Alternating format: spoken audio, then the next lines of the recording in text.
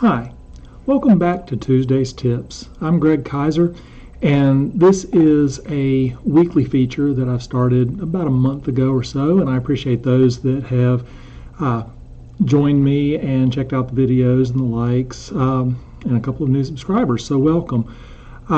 This is a series where we look at just some real quick tips in Lightroom, things that you may know, may not know, but hopefully I'm going to explain them a little bit better, at least give you an understanding of what the different tools within Lightroom can do. This week, what I'm wanting to get into is converting an image from color to black and white. And you might think that it's just simpler to shoot black and white, either get a camera that only shoots black and white or set it to JPEG with the black and white picture profile and let it roll with that. That's not a very effective way of doing it because there's a lot of information that you're sacrificing within that image file. When you start with a color image, you can actually manipulate the tones through those color channels within Lightroom, and that's what we're going to get into today. So without any further ado, we're going to go ahead and switch over here, and you should be able to see my screen now. This is what we're going to end up with, and this was a photo that I shot back in the fall. Very interesting image. A little different than what I normally do, but I definitely wanted it to be black and white because I wanted to focus on the chrome here, and as I was processing I realized that the lines were going to be very important to this composition. So what did I start out with? Well, like I said, I started out with this color image. Now the color may appeal to some because it's got this really cool teal blue here and the red.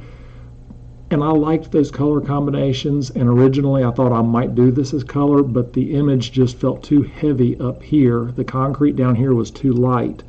So what I wanted to do was go in and make this a black and white. Now we won't go through an entire edit by any stretch because this one took a while to work, but I'm going to show you kind of how I started everything out. And as we've talked about before, I went into the profiles, we went here, and I looked through all the different profiles, and what I ended up coming up with was black and white number 7.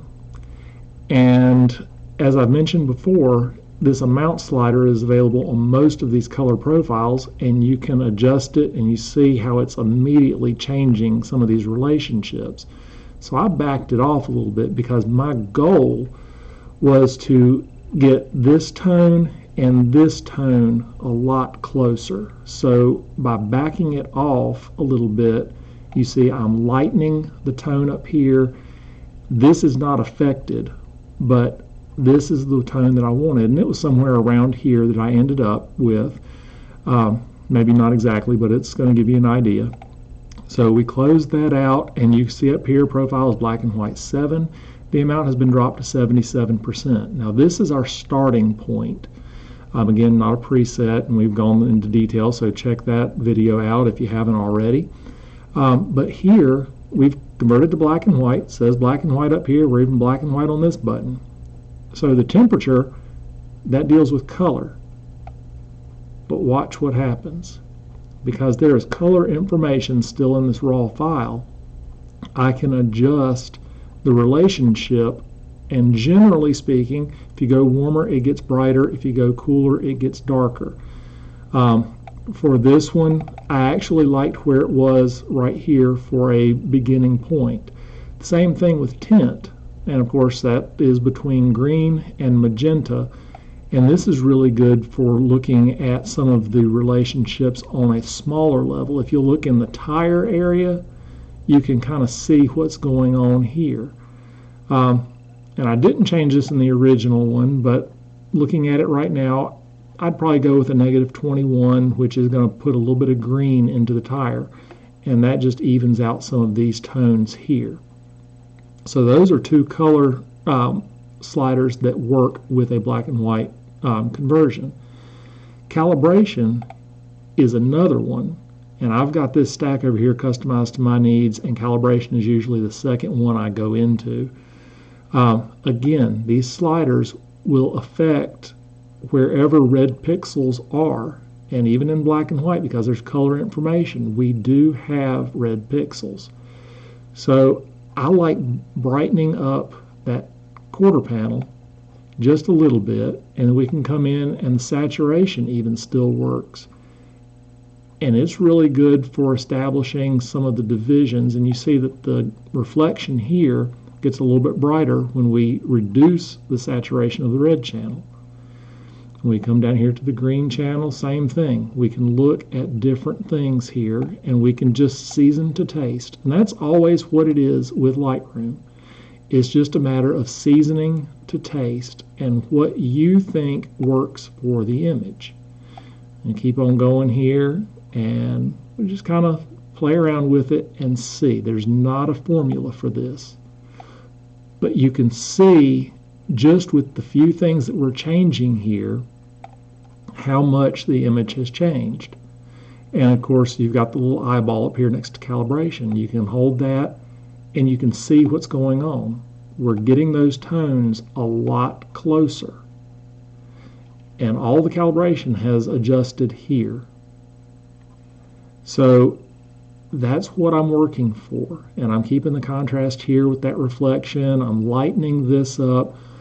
And ultimately, I will darken this down and get these tones to get a lot closer. And again, Lightroom is non-destructive. So as you proceed through the editing process, if you realize, hey, I made a mistake, I want to come up here and want to change these relationships, you can. You can adjust them at any time. You can go back and change things around. But the next tab that I will go into is one that is very specific to black and white, and it's right here, B&W, black and white, over on the side. Now, in a color picture, this is going to be your color mixer. It does the same types of things because it deals with color. So if we open this up, we don't have hue, saturation, and luminance because we're not really changing those aspects within this picture. However, we do have all these different color channels here, not like calibration because this only affects the red tones in the image, not the red pixels. This affects only the orange tones, yellow tones, green tones, and so on. And again, it is a luminosity slider. So with the reds, we can darken the reds, and if you look at that center cap, if you'll remember, that was where the red was. We can brighten that up, make that a little bit more of a focal point within that wheel. The orange slider, let's see what that's going to affect. Okay, look, there's some dirt on the tire, so by reducing that, we are, again, evening out the tone on this tire. And if we do the before and after, we get a white screen. There we go. Well, oh, that's right, because I imported it in. If we go back here and go to the original file,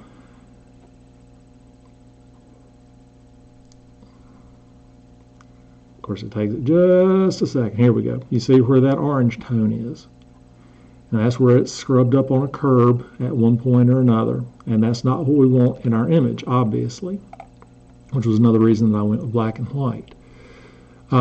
Yellow, again, that's dealing with some of those same tones on the tire, so we can darken that down.